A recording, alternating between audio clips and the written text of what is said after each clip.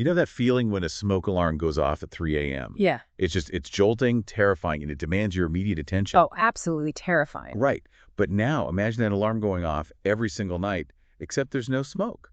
Right. There's no fire at You're all. just lying there in the dark, heart pounding, exhausted, but completely wired. If you're going through menopause, you probably know this scenario all too well. Yeah, it's incredibly common. So today, we're doing a custom-tailored deep dive to figure out exactly why your body is betraying you in the middle of the night.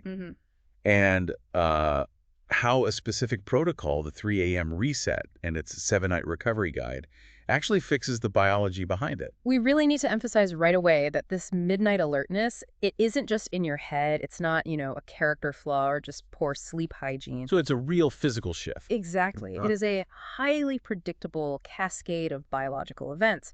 So during menopause, the hormone progesterone, which normally acts like a unnatural relaxant for your brain that just drops off significantly, along with estrogen.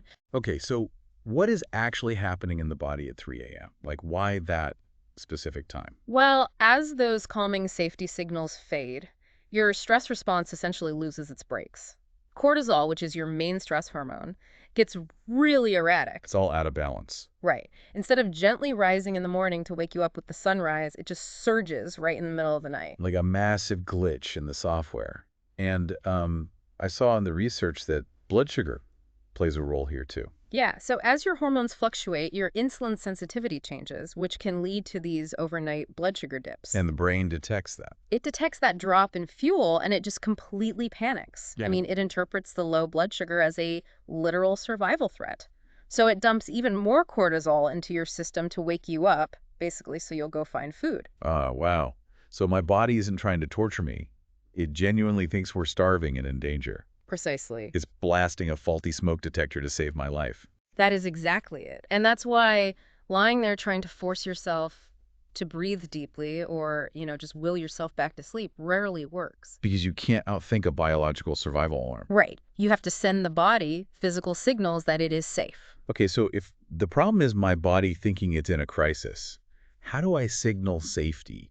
Because, my first instinct is just give me a sleeping pill. Sure, yeah. But looking at this 3 a.m. reset protocol, it doesn't look like a standard sedative. No, it's fundamentally different. A sleeping pill essentially sedates you by forcefully depressing your central nervous system. Right. But this 5-ingredient stack is about replacing the specific physiological cues your body is missing. For example, to counteract that racing heart and the cortisol spike, the protocol uses 750 milligrams of taurine and 50 milligrams of apigenin, which is sourced from chamomile. I know chamomile's relaxing, but how do those ingredients actually stop a full-on panic response? So they work directly on the brain's GABA receptors.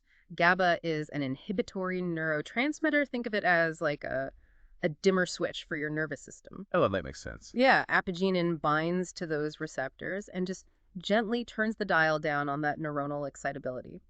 Meanwhile, they add a 200 milligram dose of L-theanine to shift your brain into generating alpha waves. Alpha waves. Yeah, those are the same electrical patterns your brain makes when you're meditating or deeply relaxed. It physically shuts off the mental loop of racing thoughts. Okay, so the brain's alarm is turned off. Yeah. But what about the physical body? Because you mentioned earlier that the 3 a.m. wake up is a full body alert. That's where a clinical 3,000 milligram dose of glycine comes in.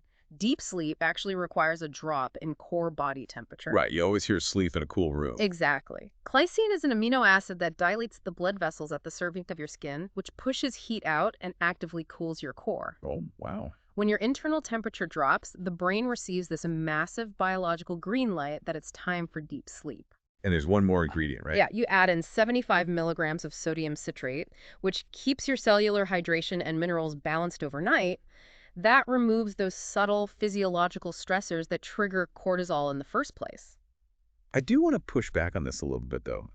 If someone takes this powder tonight, are they just magically cured by tomorrow morning? It sounds almost too clinical, like we're just flipping switches in the body.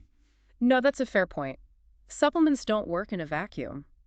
You can take all the glycine in the world, but if you're Bedroom is 75 degrees and you're staring at a bright phone screen. You're sending conflicting signals to your brain. Exactly. That's why the 7-night recovery guide is just as crucial as the ingredients.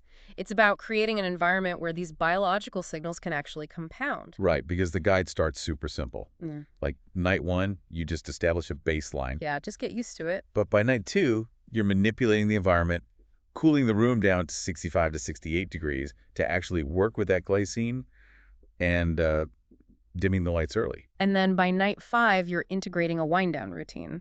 So maybe writing down tomorrow's worries so they aren't looping in your head. That's so smart. It takes time for the nervous system to trust that it's safe. While some people do feel it on night 1, most don't see the real sustained shift until night 3 or 4.